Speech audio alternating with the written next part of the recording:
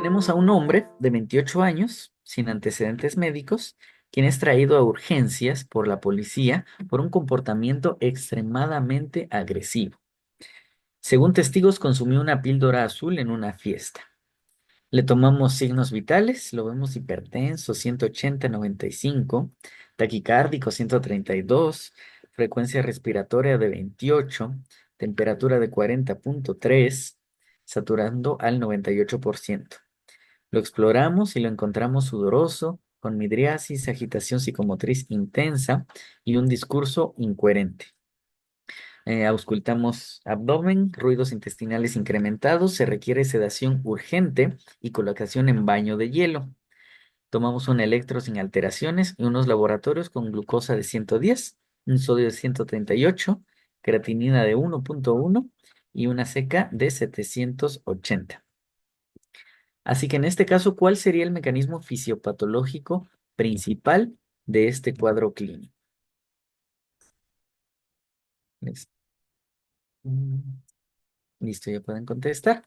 ¿Será la inhibición de la acetilcolinesterasa? ¿Será el antagonismo de los receptores GABA? ¿Un agonismo de receptores alfa y beta adrenérgicos? ¿Un antagonismo de receptores muscarínicos o un agonismo de receptores serotoninérgicos? En este caso es del libro, que en general en los últimos años en el ENARM los casos han sido así, ¿eh? Uno desde que empieza el caso ya tiene en mente el diagnóstico, uno dice, ya tuve esta respuesta correcta y cuando veo dentro del caso ya me lo dieron. Entonces realmente lo que quieren es que yo sepa abordar las patologías, ¿no? No solo identificarlas, sino saber qué hacer después. Bueno, ya casi todos contestaron. La mayoría contestó las.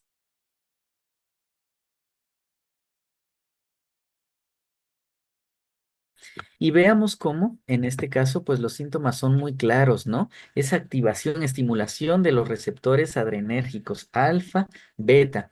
Estoy taquicárdico, hipertenso, hipertérmico, esta midriasis. Es toda esta respuesta clásica de fight or flight, ¿no?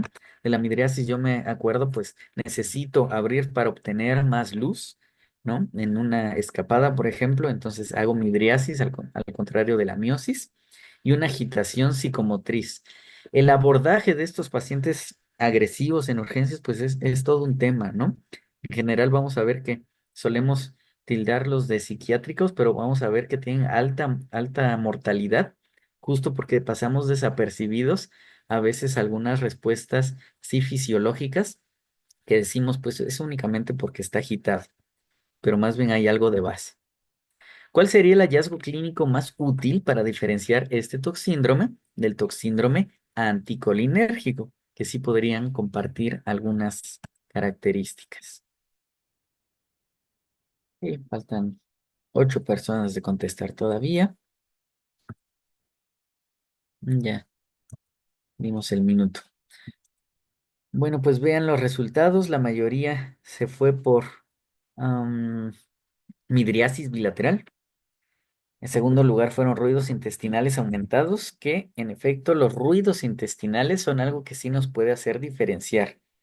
La hipertermia, pues aunque los mecanismos son distintos en el simpático, simpático, en el en el simpático mimético, perdón, es por aumento de la actividad muscular, esta hipertermia, ¿no? Por aumento del metabolismo en los músculos, mientras que en el anticolinérgico más bien es porque perdemos este mecanismo de sudoración. Entonces, aunque los mecanismos son distintos, la verdad es que la hipertermia pues es igualita. La midriasis es bilateral porque pues tiene que ver tanto con los receptores muscarínicos como con los adrenérgicos. La taquicardia es exactamente la misma en los dos casos. La diuresis pues nada tiene que ver con estos dos sistemas nervioso autónomo en este caso. Y los ruidos intestinales sí que nos van a diferenciar porque clásicamente en el simpático mimético van a estar bien aumentados, mientras que todo lo contrario en el anticolinérgico. Una complicación del anticolinérgico, de hecho, va a ser el híleo paralítico.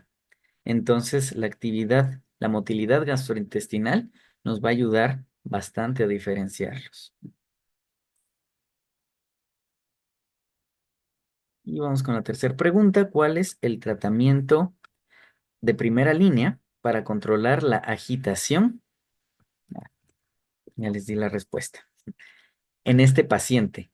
En este paciente y en general, en los toxíndromes y todo paciente que llegue agresivo, pues el tratamiento de primera línea, muy rápido, muy fácil de administrar, porque es incluso por vía intramuscular, como vimos en estatus, pues son las benzodiazepinas, el midazolam. A lo mejor nada más habrá que jugar con los tiempos de acción y las vidas medias para identificar pues cuál es la benzodiazepina que más le va a servir a mi paciente, ¿no? Pero en este caso definitivamente sería el midazolam.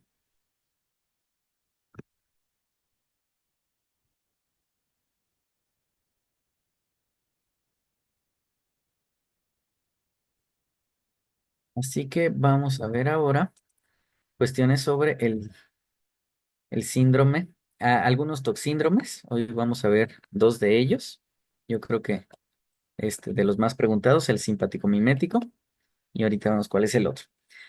Entonces, un toxíndrome se han dividido básicamente cuatro o cinco toxíndromes que son los más frecuentes y asociados pues, los fármacos, a algunos fármacos muy comunes, ¿no? Y de fácil obtención. Y algunas drogas ilícitas también. Entonces, este toxíndrome en especial, el simpático mimético, pues es un conjunto de signos y síntomas que resultan de esta estimulación del sistema nervioso simpático.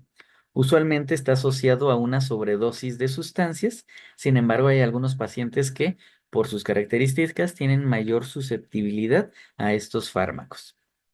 Los principales agentes son la cocaína, las anfetaminas, como en este caso, las metanfetaminas, la efedrina, que son gotitas que usan mucho en algunas farmacias para subir la presión, la pseudoefedrina, la cafeína y también las aminas que utilizamos intrahospitalariamente, como la noradrenalina o la epinefrina.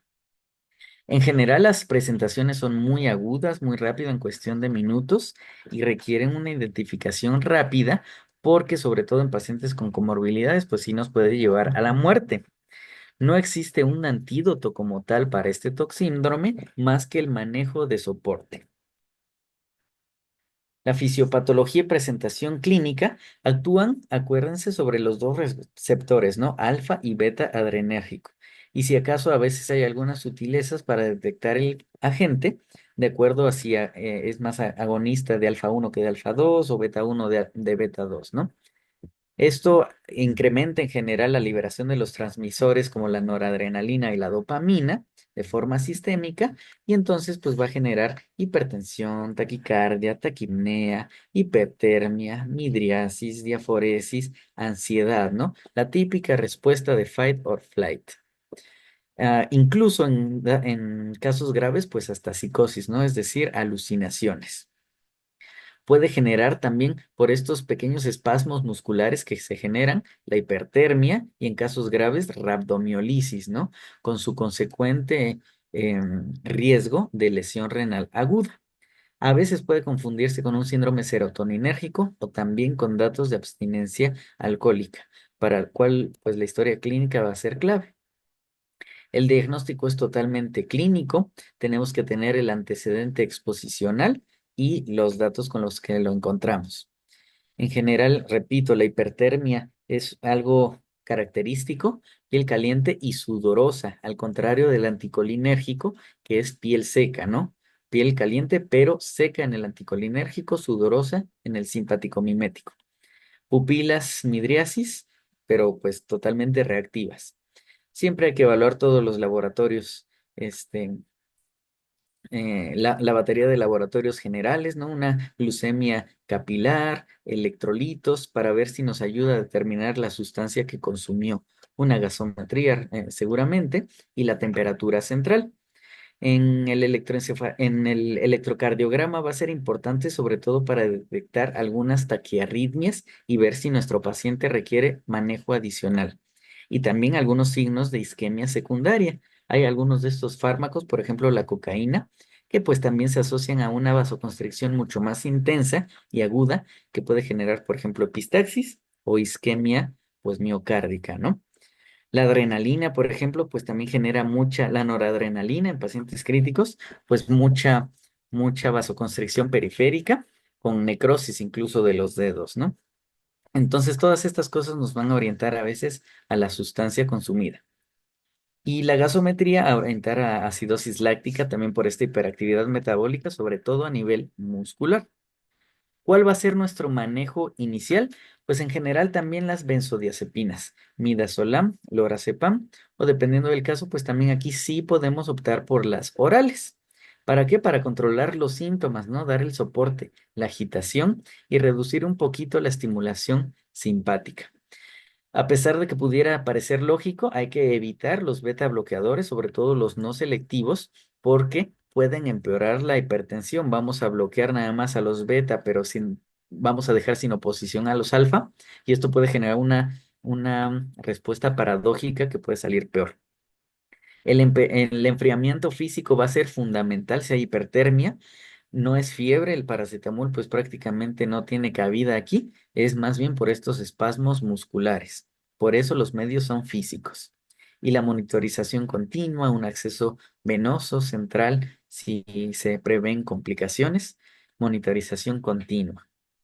La hipertensión grave, usualmente a partir de 180, 110, pues debería de ser manejada, ¿no? Pero lo básico sobre la hipertensión va a ser identificar si es una emergencia o una urgencia hipertensiva. ¿Qué complicaciones sí debemos de estar al tanto y criterios para saber cuándo referir a una unidad de cuidados intensivos, tal vez? La presencia de crisis, de rabdomiolisis que nos dan riesgo de lesión renal aguda, la presencia de arritmias, si ya tenía diagnosticada una arritmia a un paciente, pues es mucho más fácil que se precipite con una sustancia simpático-mimética, un síndrome coronario agudo. Si tenemos una hipertermia que no hemos logrado controlar en más de 20 minutos, pues es un factor pronóstico muy asociado a mortalidad. ¿Cuál es la indicación de traslado? Cuando esta hipertermia es más de 41 grados. Esta sí podría ser pregunta, ¿no?